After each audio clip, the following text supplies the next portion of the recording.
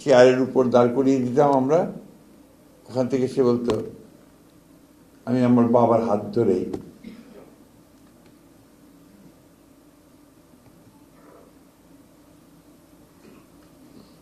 স্কুলে যেতে চাই।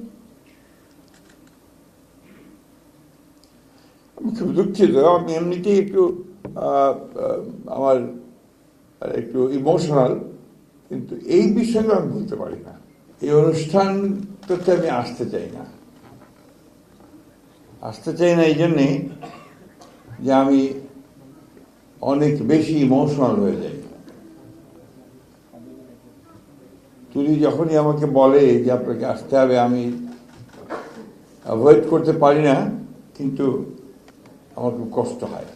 কারণ আজ থেকে দীর্ঘদিন আগে, এই রোজার মাস, আমার এখনো মনে আছে, আমরা বেগম খালেদা জিয়াকে নিয়ে তখন একটা গুলশানে একটা হোটেল ছিল, সম্ভবত প্যালেস আমাদের আলমে, সেখানে আমরা আমাদের এই যারা গুম হয়ে গিয়েছিল তাদের সন্তানদেরকে নিয়ে, পরিবার পরিজনদের নিয়ে ম্যাডাম খালেদা জিয়া সহ এক ইফতারের আয়োজন করেছিলাম প্রথম।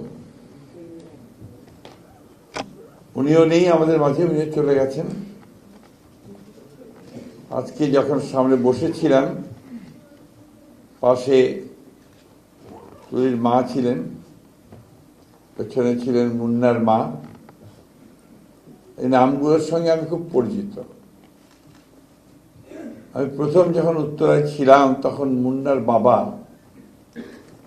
তিনি দক্ষিণখানে থাকতেন, তিনি প্রথম এসে একদিন আমাকে বললেন, স্যার আমার ছেলেটাকে তো পাচ্ছি না, গুম হয়ে গেছে। গুম হয়ে ওরা পাচ্ছি না। কি ব্যাপার যে রাতে পুলিশ এসেছিল, এসে তুলে নিয়ে গেছে, তারপর আর এখনো পর্যন্ত কোনো খবর নেই। এই শুরু হলো পিতার সন্তানকে খোঁজ করা।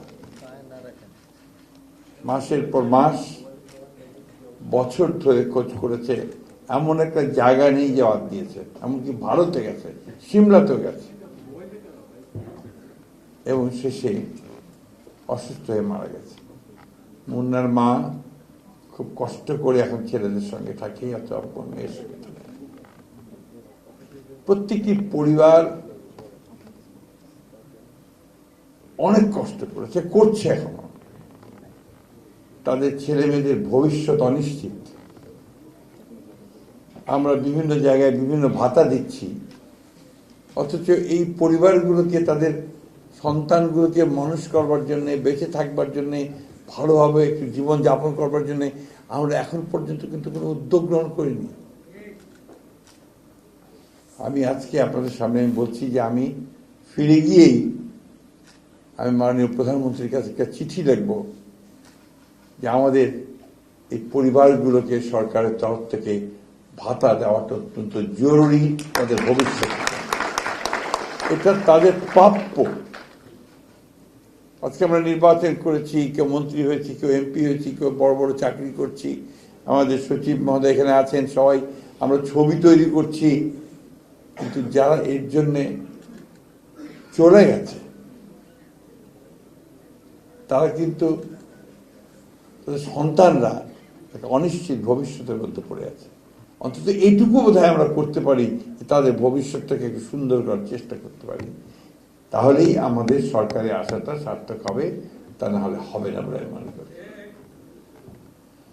আমি বক্তব্য দীর্ঘ করবো না। আমি এই সারাটা সংগ্রামে যে হিরো সঞ্জিদা তুলি, যে আমাকে অনুপ্রেরণা জুগিয়েছে, তাকে আমি সবসময় স্মরণ করি, মনে করি, এবং তাকে সত্যিকার অর্থে আমি তাকে হিরো মনে করি। ওই সময়টা আমি জানি এককভাবে কিভাবে লড়াইতে লড়েছে, কিভাবে এককভাবে জেনেভা চলে গেছে, হিউম্যান রাইটস কমিশনের কথা বলেছে। এই মেয়েটা তখন কেউ কথাও শুনতে চাইত না, ভয় পেত। রিয়ালিটি। যাই হোক, আমি ভারাক্রান্ত করতে চাই না। একটা ছবি নির্মাণ করার উদ্যোগ নেওয়া হয়েছে। অত্যন্ত আনন্দের কথা, ভালো কথা। যেটা চাইবো যেন সঠিক জিনিসটা আসে, যেটা চাইবো যেন সত্যিকার অর্থে এটা আমাদের সমগ্র জাতিকে, আমাদের সেই ইতিহাসটা যেটার জন্য আজকে আমরা মুক্ত হয়েছি, কথা বলতে পারছি, গণতান্ত্রিক একটা পরিস্থিতি পেয়েছি, সেটা যেন সেখানে প্রতিফলিত হয়। আমাদের দুর্ভাগ্য যে আমাদের অনেকগুলো জাতীয় সংগ্রাম হয়েছে, লড়াই হয়েছে, যুদ্ধ হয়েছে। তো আমার কাছে মনে হয়েছে যে 52 ভাষা আন্দোলন ছাড়া আর কখনো খুব বেশি উচ্চমানের সাহিত্য বা কবিতা খুব একটা আসেনি আমার কাছে মনে হয়েছে। আমি জানি না শহীদ ভাই কি মনে করবেন, আমি সেভাবে আসেনি। আমি আশা করব যে এবারকার যে লড়াইটা, যে সংগ্রামটা, যে আত্মত্যাগ, এই ব্যাপারে আমরা যে উদ্যোগগুলো নিচ্ছি সেই উদ্যোগ সেই মানের যায়, সেই মানের হয়, যাতে করে আমরা গোটা পৃথিবীতে রিপ্রেজেন্টেড হতে পারি। আমাদের মায়ের ডাকের যারা বাচ্চারা আছে অনেক বড় হয়ে গেছে। আমি ছোট্ট ছোট্ট দেখেছি, ছোটটা যখন আপনার এখানে দাঁড়িয়ে থাকতো, বিশ্রাম পেত না, চেয়ারের উপর দাঁড় করিয়ে দিতাম আমরা, ওখান থেকে সে বলতো আমি আমার বাবার হাত ধরেই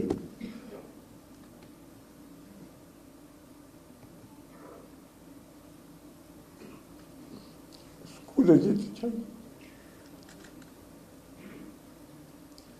আমি খুব দুঃখিত, আমি এমনিতেই একটু আমার একটু ইমোশনাল, কিন্তু এই বিষয়গুলো আমি বলতে পারি না। আমাদেরকে যেন কখনো এই ধরনের বাচ্চাদের কথা শুনতে না হয়, ভবিষ্যতে আমরা যেন কখনো এই ধরনের কোনো পরিস্থিতি না পড়ি যেখানে আমার এই শিশুরা বলবে যে আমার বাবাকে হাত ধরে আমি স্কুলে যেতে চাই। কি ভয়াবহ! সবচেয়ে খারাপ লাগে কোথায় জানেন? যে আজকে সেই ফ্যাসিস্ট মহিলা বিদেশে বসে এতটুকু অনুশোচনা নেই, সমানে বাংলাদেশকে আরো অস্থিতিশীল করার চেষ্টা করছে, যেটাকে আমি মনে করি যে একটা ক্রিমিনাল অফেন্স।